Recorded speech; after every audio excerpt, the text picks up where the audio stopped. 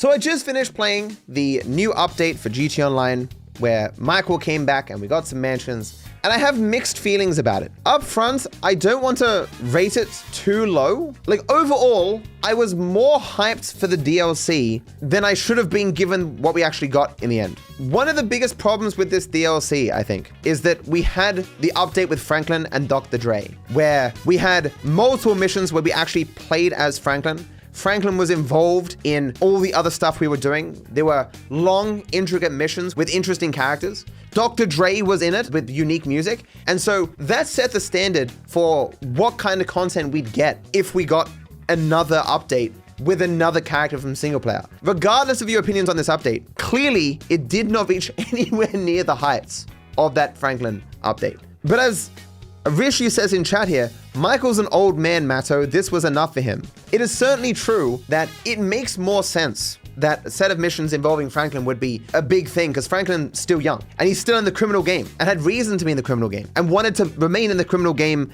building up an enterprise and stuff. Where Michael, he was just interested in making movies. As Michael ends up saying in the update, I've still got it. Like he was clearly out of the game. Fucking A. I still got it.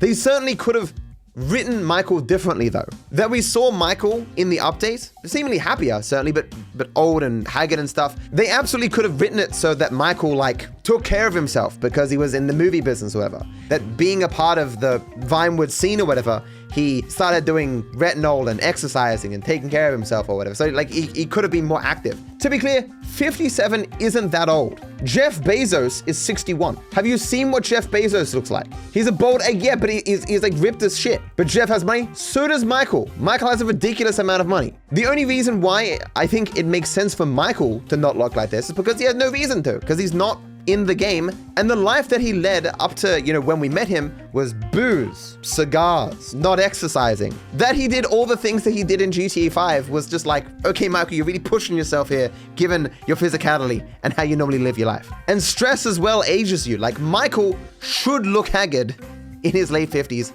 moving into his early 60s. But again, this is a fictional story though. If Rockstar wanted him to be a fucking super soldier in his 60s, in his late 50s, they could absolutely have done that. And we could have done something with a movie studio, because I feel like that's kind of like a missed thing, that we only hear about the movie studio and we only hear about Michael making movies. We don't see any of it. Man, shit, I know one of the producers around here. There was a thing of you show, you don't tell, and we didn't get to see Michael's world that he was living in. We saw what Franklin was doing. In this update though, it's more that we did things and Michael just kind of showed up twice. This wasn't really an update about Michael with Michael. It was more an update about him with Avi, and Michael just showed up a little bit. And that's just disappointing. It was super cool to see Michael, 100%. Every single little bit of Michael being there, I enjoyed. And they were the high points of the update. But we could have got so much more. But moving beyond Michael, what else did the update have gameplay-wise? All of the missions were paint by the numbers, A to B, were very repetitive, were very easy. Same stuff we've seen a billion times before. Avi was not a new character. I don't mind Avi. Avi cool, but nothing about the gameplay impressed me. I wasn't bored exactly, but it was just your standard affair that you're gonna forget in 5 minutes. I bought the 3 new cars. I'm not a car guy. They didn't overly impress me. I find it hard to believe that those who love cars in GTA would be super impressed by them. And so the third kind of category that you can assess this update on is all the stuff we got with the mansions. And I think it's cool. I think the mansion that I bought looked cool. I like the stuff in it. I like that I could have a pet dog, a pet cat. But at the same time, I don't think that fundamentally changes the experience of GTA Online in any way, really. It's the same sort of update we've gotten in the past where they took stuff that already existed in the game and then they just gave us that at a new location. What I was hoping for with this update was an update on the same level that we got with Franklin back then. But what I got was the normal sort of update we've had for the last couple of years as Rockstar has focused on GTA 6, with Michael added on to get people to come back to play, to check it out. Michael was more of a marketing tool than he was a real asset to the story and what we were given. In the sense that if you took Michael out of this update, it would play exactly the same. So when it comes to the story, super mid. Give it a 5 out of 10. When it comes to Michael, I think he was underutilized, but I think it still made sense given the place that the character is in the world. So I'll give that a 6 out of 10. When it comes to the stuff that we got, I think it's cool. but it doesn't really fundamentally change much about the game or whatever. It's just giving us stuff that already exists in the game. I'll give that like a 6.5. So I'm gonna call this like a 6 out of 10. Could I argue for a 7? 6, 7? Sorry. I'm sorry.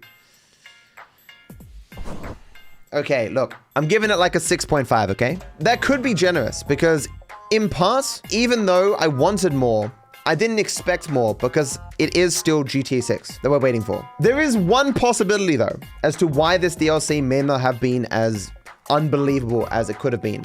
And that is the delay for GTA 6. It could have been the case that this DLC, this update, was going to be the last update for GTA Online.